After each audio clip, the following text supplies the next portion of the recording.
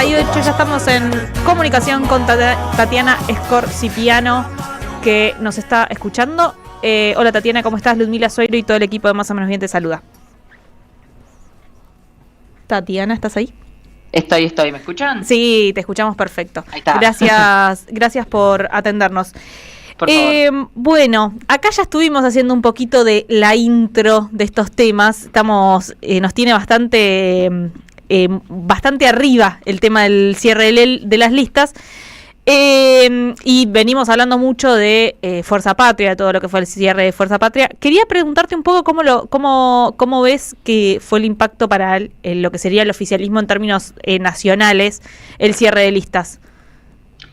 Bueno, tenemos varias lecturas ahí, porque tenemos gente que le fue bien y tenemos muchos heridos. No sé por dónde quieren arrancar, si por los heridos. Por las buenas vibras. Vamos por la gente que le fue bien y después vamos a ir indagando en los heridos y en las internas.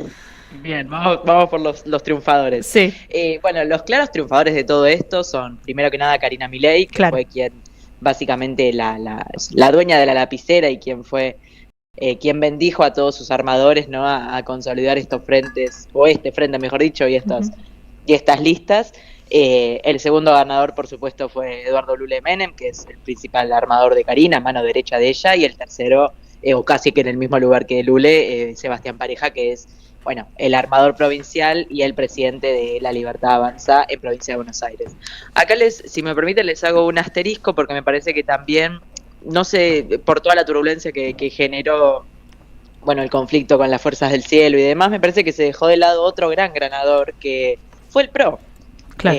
¿Por qué? Porque hasta hace, no sé, unas semanas atrás, les diría 2 semanas atrás, o mismo hasta horas antes del propio cierre, se hablaba de el PRO disuelto, de que no iban a tener lugar, de que La Libertad Avanza se había comido al partido de Mauricio Macri, que en rigor un poco es cierto, porque efectivamente se había, se consolidó una alianza en el que ni siquiera llevan su nombre, pero lo cierto es que han logrado colar muchísimos lugares en las listas, incluso no solamente Cristian Ritondo y Diego Santilli, Guillermo Montenegro y Diego Valenzuela, que son como los 4 fantásticos, digamos, que se alinearon al instante, sino hasta el propio Jorge Macri, ¿no? Logró poner una de sus diputadas como candidata en la tercera, o sea, claro. Me parece que el PRO también debería ser anotado como uno de los ganadores por todas estas cuestiones. Aunque ahora, lo hayamos tenido como el PRO desaparece. Porque hay una mirada ahí de el PRO está desapareciendo, ¿no? Como morfado, digamos, por decirlo de una manera medio vulgar, pero por La Libertad Avanza. ¿Qué pensás? A ver, un poco sí, porque sí es cierto que entregó su sello y sí es cierto que, digamos, su nombre y su identidad no forman parte de esta alianza, pero lo cierto es que, digamos, sus candidatos están, ¿no? Lo que decíamos antes. Es cierto que entrega esto, si se quiere, la distinción y el control de la lapicera, porque es cierto que la última palabra la tuvo tanto Karina Milei, o mejor dicho, primero Sebastián Pareja y después Karina Milei, como para este doble chequeo que se hace de nombres. Pero bueno, en definitiva se sientan en la mesa de discusión y el caputismo no. Bueno, o sea, me parece que eso también es importante de leer. En cierto punto es cierto que están absorbidos porque, bueno, no forman parte de nada, básicamente, porque es Alianza La Libertad Avanza, o sea, ni siquiera dice, bueno, Alianza Pro o Alianza, no, nada, son Alianza La Libertad Avanza, pero al menos se sientan en la mesa de discusión y al menos los reclamos se lo escuchan, que no es poco en esta instancia. Tatiana, ¿qué tal? Te saluda Enrique de la Calle. Hola, ¿cómo estás? Bien, hablaste de Santiago Caputo. Tu lectura coincide con la de que han hecho muchos analistas, que es el gran perdedor y acto seguido, porque escuchaba alguna entrevista en esta semana de alguien que decía incluso que después de octubre podría salir incluso del gobierno, que la ruptura con Karina es definitiva. Bueno, no, yo no compro esa lectura, me parece que es apurada, muy, muy apurada. Santiago Caputo maneja muchísimos ravioles muy importantes del poder, digamos. Esto es una lección, yo sé que para los gordos política, como se dice en Twitter, es todo catastrófico, es un cierre de listas, pero bueno, digo, en rigor no deja de ser un cierre de listas bonaerense donde solamente le importa a la provincia de Buenos Aires y el show debe continuar, ¿no? Digo, claro. O sea, ellos es una pelea más. gobernando. Una pequeña Exactamente. pelea de mucho. Sí, ellos gobiernan un país todavía, ¿no? Y todavía falta octubre, que es en definitiva lo más importante, porque ahí es donde van a tener el peso o no para conformar un nuevo Congreso. Entonces, yo no creo, no solamente no creo, sino que esa información, Santiago Caputo no va a dejar el gobierno en el corto plazo. Y después Esto tuvo... no quiere decir, Perdón, sí. dale, no, sí. No, bueno, esto no quiere decir de que esté todo cortado y de que la instancia con la relación con la secretaria general, que es la hermana del presidente, Karina Milei, esté todo mal. Santiago Caputo tiene bloqueado a Lule Menem, que es el armador que hablábamos antes. O sea, las relaciones interpersonales entre ellos están todos mal. Ahora, que Santiago Caputo deje el gobierno no es factible, al menos en el corto plazo, básicamente porque maneja los ravioles más importantes del Estado Nacional. Dígase la CIDE, dígase el Ministerio de Justicia, dígase la AFIP, la ex AFIP, ahora es Arca, un sector de la aduana, el Ministerio de Salud, tiene un peso específico dentro del manejo del Estado Nacional que otras personas no tienen, ya sea porque falta de nombre, falta de contacto, eso después lo podemos analizar si quieren, pero él no va a dejar el gobierno en el corto plazo. Y después tuvo el otro gran perdedor, en principio en las redes sociales se hizo mucho chiste con este tema, Sí. con la fuerza del cielo, ¿no? Los gordos dan de la vida, ¿no? Este usuario Claro. de Twitter, que ya no es usuario de Twitter, sino que es una persona más conocida, incluso Alejandro Fantino, que sería como el vocero Sí, claro. de ese sector, de los libertarios puros, para llamarlo de alguna manera, se mostró muy descontento, como algo así como, cerraste, Karina, acordaste con la casta. Te hago una pregunta, si es para tanto, lo mismo que decías antes, si era lógico que a tuiteros se le dieran muchísimos lugares en las listas, y por otro lado, si pudieras hacer una descripción del perfil de los elegidos por La Libertad Avanza, ¿son gente que viene del peronismo, son gente con mucha trayectoria territorial, son gente que tuvieron que mover de lugares, como hacía el PRO en su momento, que traía a todos de Capital Federal, los llevaba a la provincia? Son dos preguntas en una. Para mí, a ver, para empezar por el final, es muy complicado hacer un único perfil de todos los que hay dentro de la lista, porque realmente han traído uno a cada pueblo, como quien dice. ¿Por qué? Porque hay gente desde el masismo, desde el quisilofismo, pasando por Facundo Manes, pasando por el menemismo, hay de todo. Sí, podemos, si se quiere, si nos ponemos en complacientes, hay un hilo conductor de todos, y es que eventualmente en algún momento todos pasaron por el peronismo. Uh-huh. Cualquiera de las tribus que sean del peronismo, pero en algún momento han pasado. Ahora, es un poco complicado hacer, un único perfil por esto que les decía, porque hay desde un ex cana, Diego Comisario, hasta personas, que han puesto ellos, que han consolidado su rol político en los últimos 2 años, 3 años, hay de todo. O sea, es muy difícil homogenizarlos en un único perfil.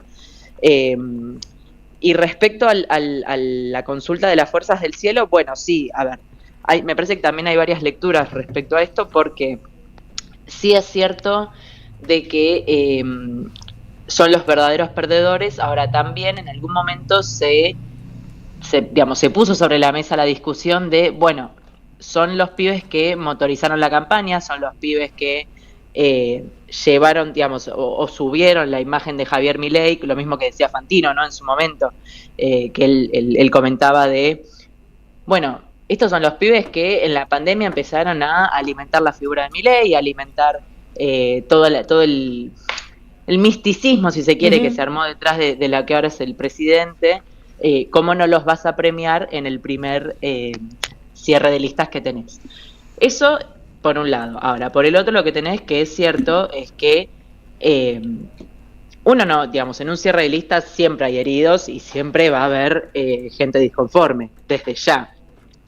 Me parece que lo que tuvieron estos pibes fue su primera gran decepción política.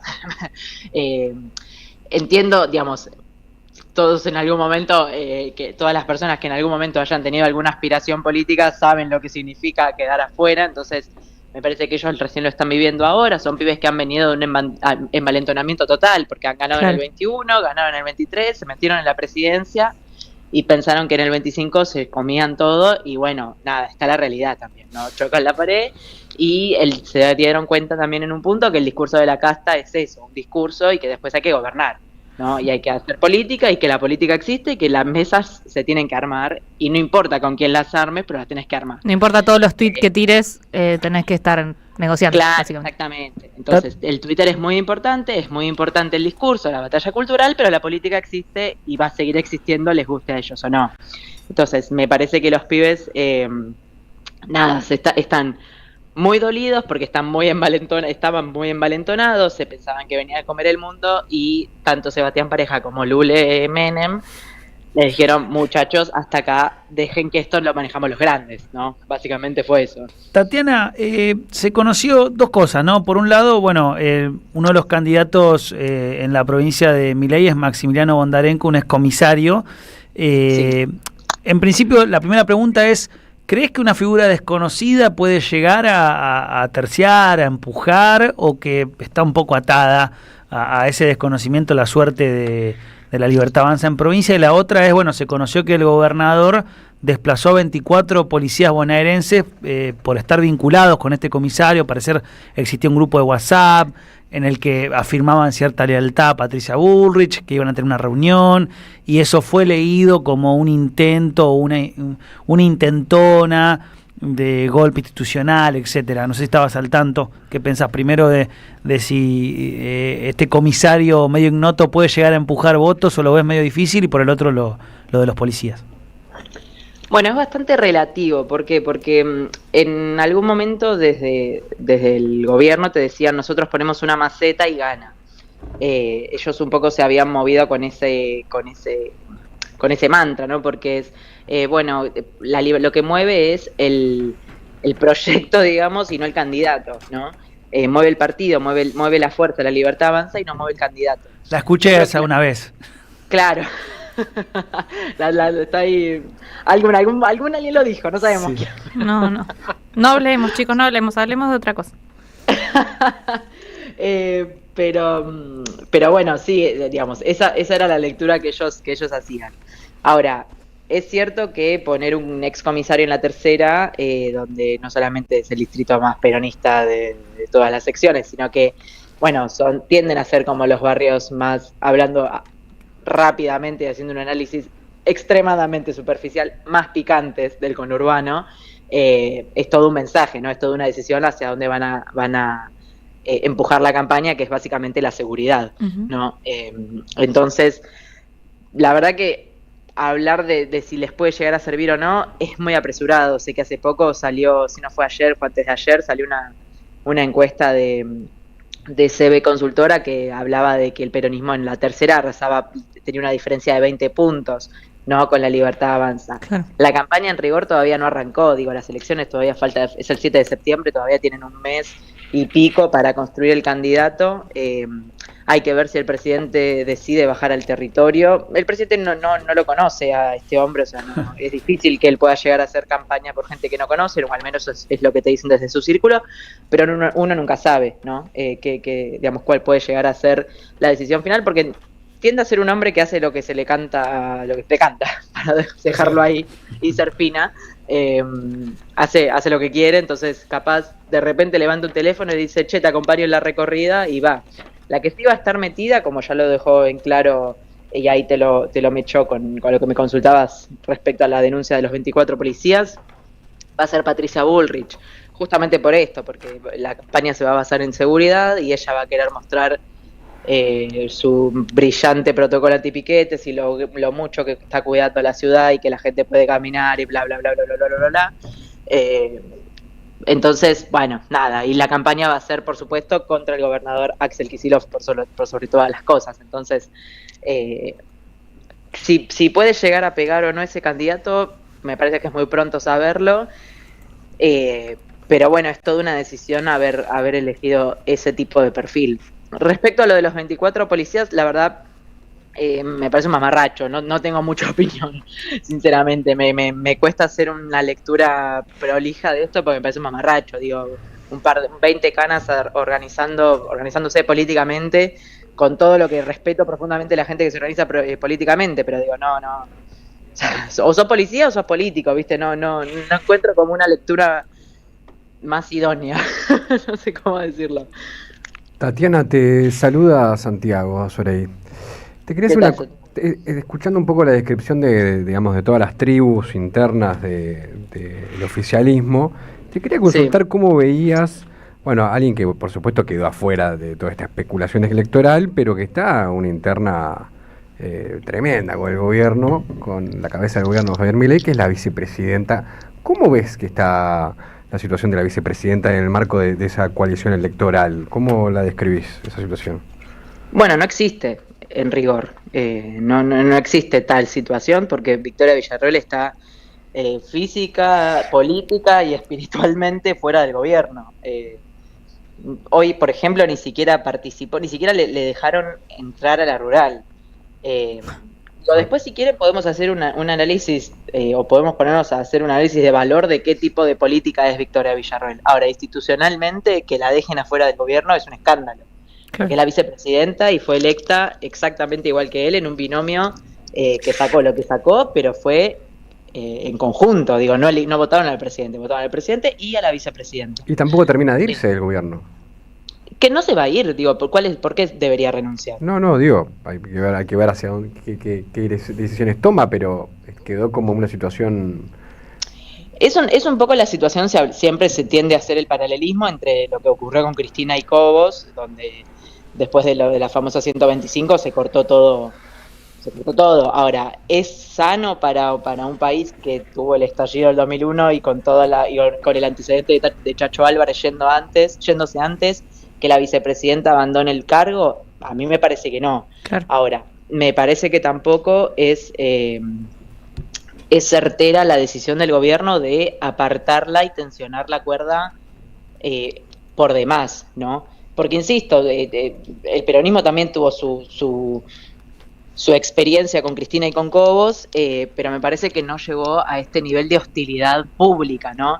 Porque una cosa es que se cierren la puerta y se agarren de las mechas, y eso lo podemos discutir porque pasa en todos los gobiernos. Ahora, distinto es que haya una avanzada, qué sé yo, me parece ya hasta irrespetuosa, sinceramente, porque la han hasta tratado de traidora, qué sé yo, ya sabemos las formas del presidente, me parece que es mucho. Y bueno, yo creo que ella no, lo dice la gente de ella no se va a ir, no va a dejar su rol institucional. La pregunta que surge a partir de esto es ¿qué va a hacer una vez que se cumpla el mandato? Por supuesto no va a ser la nueva compañera de fórmula en caso de que Javier Milei quiera reelegir, que ya es prácticamente un hecho, que va a querer pelear por un segundo mandato. La consulta es ¿qué va a hacer ella? ¿Se va a ir a la casa? ¿Va a juntar sus cosas? ¿Se va a ir a la casa? ¿Va a armar su propio espacio? ¿Se va a unificar con otros sectores? Y va a intentar disputar, no sé, no digo la presidencia, pero quizás una senaduría, no sé, una diputación. Eso sí es una incógnita. Ahora, si la consulta es ¿se va a ir? No, yo no creo, y esa información no se va a ir. Tatiana, te hago la última, que te estamos exprimiendo a más no poder. Por favor. ¿Cómo ves que sigue después de este análisis de internas en el marco del cierre de las listas? ¿Cómo sigue el funcionamiento del gobierno, la toma de decisiones adentro del gobierno? ¿Cómo pensás? Igual que siempre, la verdad. Digo, Me parece que esto lo que hizo fue un poco poner blanco sobre negro quién es el verdadero líder de toda esta situación, que es Karina Milei. Lo dijo el propio presidente, ni bien asumieron, ella es el jefe y ella es, sin ningún lugar a dudas, me parece que incluso dentro del gobierno el que crea lo contrario está equivocado. Uh-huh. No manda Javier, manda Karina, lo dice cualquier persona que conoce más o menos la dinámica, no solamente de la gestión, sino te diría que hasta familiar, si se me permite hablar un poco de la persona y no del presidente. Pero va a seguir igual, la que va a tener la lapicera electoral va a ser Karina, y después todo lo que sea gestión, sí, Caputo va a seguir y lo va a seguir haciendo, esto que hablábamos antes, va a seguir manejando la CIDE, va a seguir manejando la FIP, uh-huh. Va a seguir manejando la justicia. En realidad lo que hay la consulta, respondo tu pregunta con otra pregunta, es ¿Karina va a dejar que Santiago siga manejando esos sectores o va a querer que sus armadores, una vez pasado el año electoral, sean los que empiecen a tomar las riendas de esos ravioles, ¿no? Como, claro. Y esa misma pregunta es como también incluso si Karina va a ir de candidata en octubre. No, eso no. No, a Karina no, digamos, a Karina la necesitan en el Ejecutivo y no en el Congreso. Claro. Básicamente porque esto maneja todo, entonces perder una persona, porque si no hubiese sido, por ejemplo, candidata legisladora en la ciudad, y nombres para octubre tienen. Patricia Bullrich va a ser la primera candidata a senadora. En diputados también puede llegar a haber algún otro enroque con algún otro sector del ministerio. Se habla incluso quizás de Guillermo Franco. Bueno, hay varios nombres de ellos dando vueltas. No se descarta tampoco una alianza con el PRO, con lo cual pueden venir algunos nombres de ahí. Pero no, a Karina definitivamente la necesitan en el Ejecutivo. La necesita Javier Milei. Tatiana, te agradecemos muchísimo esta exprimida que te hicimos de información de La Libertad Avanza. Te mandamos un abrazo enorme. Un beso gigante, chicos, gracias, a disposición. Gracias. Escuchamos a Tatiana Scorciapino, una gran periodista de Tiempo Argentino, gran periodista política, que leemos bastante, yo la leo bastante. Vamos a irnos a una tandita, que se nos pasó el tiempo con de todo, y volvemos. Las tardes del sábado también tienen ese no sé qué, más o menos bien, AM